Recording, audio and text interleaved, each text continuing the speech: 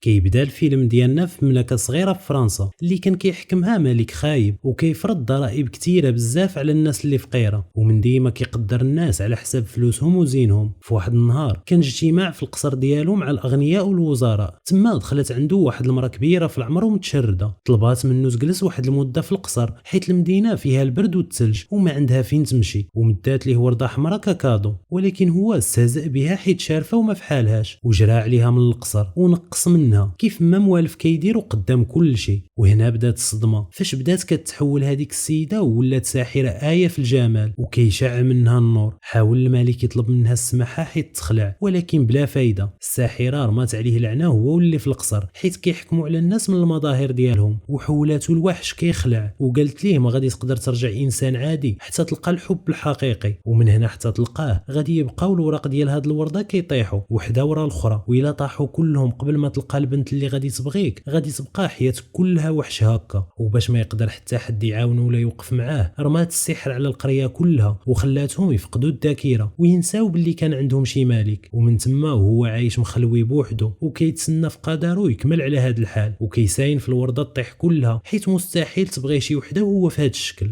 هنا كنشوفوا بنت بسيطه وعاديه وسميتها بيل عايشه في قريه صغيره في المملكه اللي حاكمها الوحش. واخا هي زوينه الناس كلها كيشوفوها غريبه عليهم حيت ديما منعزله وكيعجبها تقرا، واللي خلى كل شيء مصدوم منها هي انها ما بغاتش الزواج من جاستن القائد ديال الجيش اللي البنات كلهم كيتمناو غير يشوف فيهم. مشات بيل عند باها للورشه ديالو حيت هو مهندس، سولاتو كيفاش ماتت تمها ولكن هو ما بغاش يجاوب وقال لها غادي يمشي للسوق يتقضى. فقالت ليه يجيب ليها ورده وكتاب باش تقراه، وغير خرج جا عندها جاستن وعاود عرض عليها الزواج ولكن كيف العاده ما بغاتش وقالت ليه ما كنفكرش في الزواج. نمشيو عند باها اللي كان غادي في الطريق، تما تلاقاو ليه قطيع ديال الدياب، هجموا عليه ولكن قدر يهرب ودخل الغابه وما لقى غير القصر ديال الملك الوحش اللي كيبان مهجور. قال اجي ندخلو نتخبع فيه حتى للصباح ونتحرك، وغير دخل لقى الماكله محطوطه في الطابله وجلس كياكل. تما قرب لجهته الكاس وبدا كيهضر. هنا حس بشي حاجه ماشي هي هذيك في هذا القصر وناض خرج من تما وخدا العود ديالو كان غادي خارج حتى شاف شجره فيها ورد زوين بيض وتفكر بنته اللي وصاتو على الورده. قطع ورده من الشجره وهنا وقف عليه الملك الوحش وقال له غادي نعاقبك حيت قطعتي ورده من الجرده ديالي. العود ديالو خاف وهرب حتى وصل للقريه عند بنته بيل اللي غير شافته عرفات باها في مشكل، فركبات على العود وبقات تابعه حتى وصلها فين خلى باها. فاش وصلات لقات القصر ودخلات ليه، ومع دخلات واحد الساعه ديكور وفاش كيحطوا الشمع بداو كيهضروا وفرحوا حيت ممكن هي اللي تفك اللعنه ديالهم. وهنا كنعرفوا باللي الساحره لعنات هذوك الوزراء والاغنياء اللي كانوا في القصر داك النهار وخلاتهم على شكل ديكورات واتات في القصر. بيل سمعات صوت باها فهزات الحامل ديال الشمع حيت شاعل وبقات تابعه الصوت حتى وصلات ليه ولقاتو مسدود عليه في الحبس. قال لها وهو كله خايف وكيرجف باللي هذا القصر ملعون وطلب منها تمشي بالزربه من هنا باش ما يجيش ليها الوحش ويحبسها حتى هي. تما سمعت صوت الوحش وهو كيهضر معاها وقال لها باللي باك هو اللي تعدى وسرق ورده من جرتي. هي قالت ليه كيفاش غادي تحكم عليه بسبب ورده، وهنا خرج عندها وقال لها انا بسبب ورده ما خديتهاش تلعنت حياتي كلها ودابا خاص باك يتعاقب حياته كلها حتى هو. فقالت ليه حبسها هي في بلاصتو ولكن باها ما بغاش وقال لها الوحش باللي الحبس الا بقى حتى تسد ما عمرها ترجع تفتحو.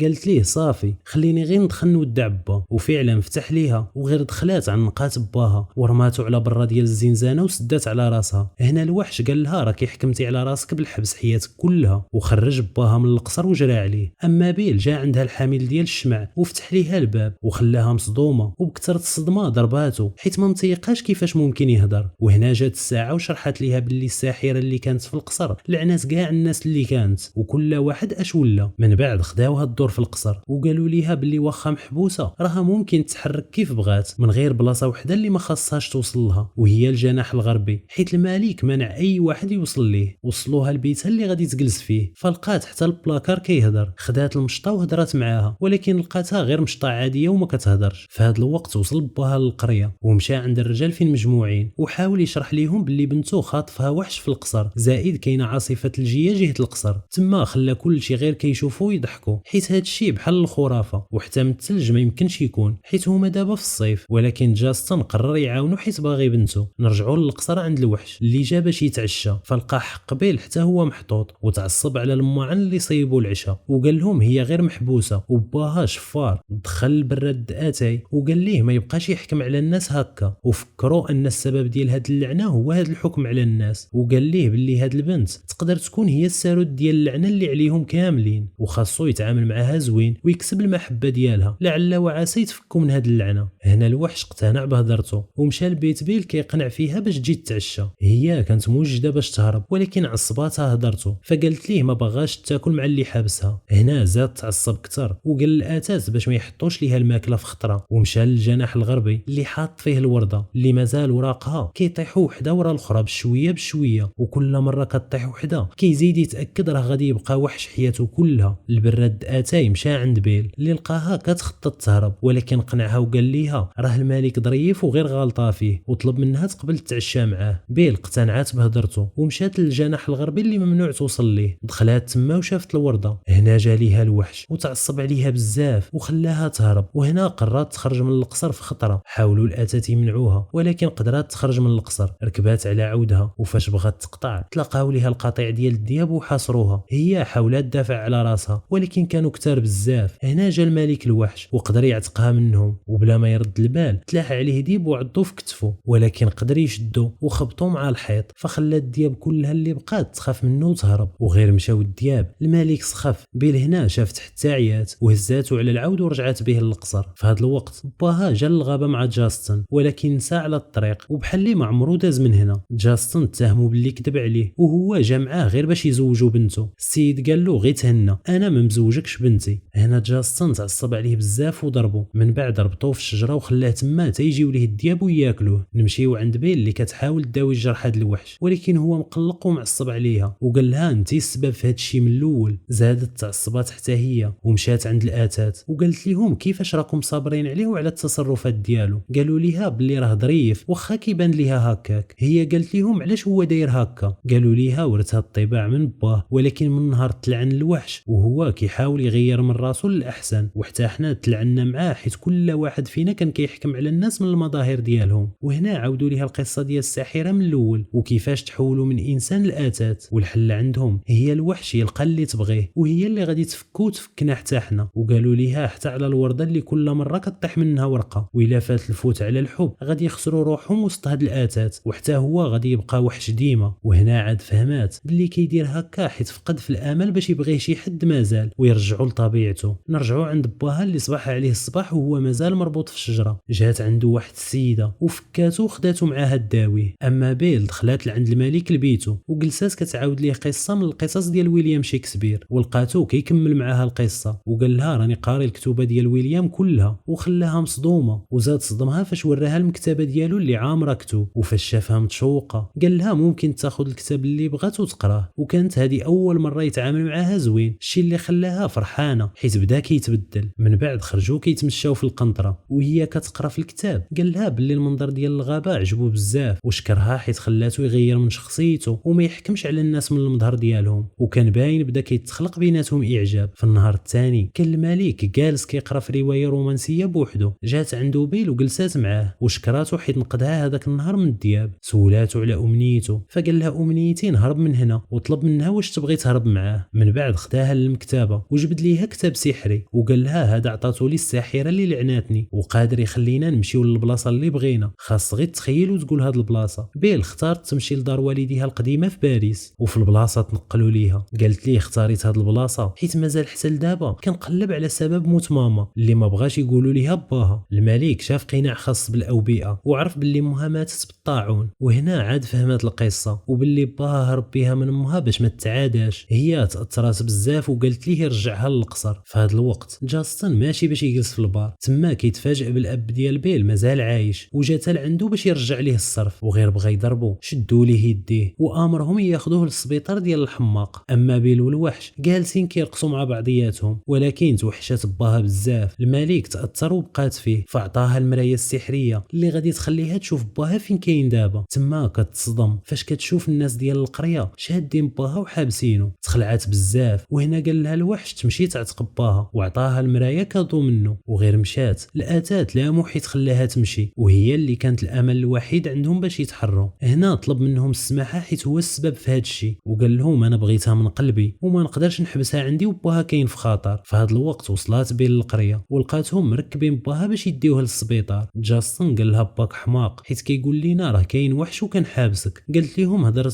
با كلها صحيحه، وباش تاكد ليهم وراتهم الوحش في المرايه السحريه وغير شافوه. جاستن امرهم يتحركوا ويحاربوه حيت هو تهديد ليهم، ومن المرايه قدروا يعرفوا بلاصتو. حاولات بيل تمنعهم ولكن حتى هي طلعوها مع باها باش يديوها للسبيطار، وهما شدوا الطريق للقصر. بيل عاودات لباها على الوحش وباللي ماشي شرير كيف كل شيء كيحسابوا، وخاصهم يخرجوا باي طريقه باش يعتقوه منهم. وعطات لباها فنته ديال شعرها وقدر يفتح به الباب وهربوا. اما الوحش كان جالس بوحدو حزين بزاف ومقلق حيت حسابو بيل ما كتبغيش كيف ما كيبغيها هو وتخلات عليه. هنا الساعه جات عنده وقالت ليه باللي الناس ديال القريه جايين هاجمين على القصر، وهما غير وصلوا للقصر بداو الاتات كيضربوا فيهم وكيمنعوهم يدخلوا. الحامل ديال الشمع شبع في مساعد جاستن عصا، وفاش طلب من جاستن يعاونو تخلى عليه وما عقلش عليه وكان هامو غير الوحش. في نفس الوقت وصلات بيل للقصر، اما جاستن قدر يلقى الوحش وما تعطلش وتيرا فيه وطيحو من السرجم، ولكن الوحش قدر يشد وما طاحش. بيل وصلات عند جاستن وبدات كتضارب معاه باش تحيد ليه السلاح ولكن ما قدراتش. هنا الوحش شاف بيل باللي جات وعرفها جات على ودو، ففرح بزاف وتلا حتى وصل عندها وكان مقرر باش يعترف ليها بالحب ديالو، ولكن ما خلاش ليه جاستن الفرصه وتيرا فيه من اللور، وتا هو ما كملاتش ليه الفرحه وتهرس به الجسر وطاح ومات في البلاصه. اما الوحش بدا كيودعه هو في يد بيل اللي تاثرت بزاف واعترفات ليه بحبها ليه، ولكن كان فات الفوت ومات. وحتى من الورقه التاليه في الورده طاحت، والاتات اللي في القصر كله مشات منهم الروح. ولكن جات الساحره في اخر لحظه وغير شافت الحب اللي بيناتهم حيدات اللعنه عليه ورجعات الورق للورده. هكا رجع الوحش لطبيعته والاتات رجعوا حتى هما كيف كانوا، وخلات الناس ترجع ليهم الذاكره على الملك ديالهم. تجمع كل شيء في القصر واحتفلوا بالعرس ديال الملك والجميله بيل. مور ما كان تعلم درس كبير اللي خلاه يتربى ويقدر حياته والنعمه اللي هو فيها. وهنا تسالى الفيلم ديالنا. نتمنى الملخص يكون عجبكم، وما تنساوش تفرجوا في الملخصات الفايته وديروا اشتراك في القناه باش تفرجوا في الملخصات الجايه. تهلاو ونتلاقاو في الفيديو الجاي.